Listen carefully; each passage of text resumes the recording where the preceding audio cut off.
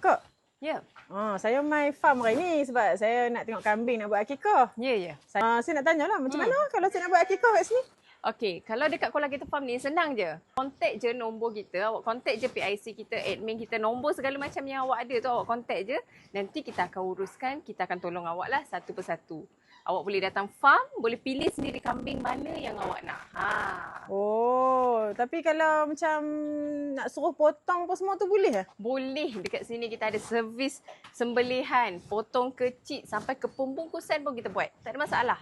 Lepas tu nanti kalau dah potong semua tu, saya nak hantar pergi rumah saya macam mana? Boleh, kita boleh hantar juga. Ada cas tambahan lah untuk delivery. Tak ada masalah lah korang. Korang contact je PIC kita. Apa lagi? Tapi kan, saya rasa macam saya teringin nak buat kari kambing. Boleh ke? Banyak soalan dia ni.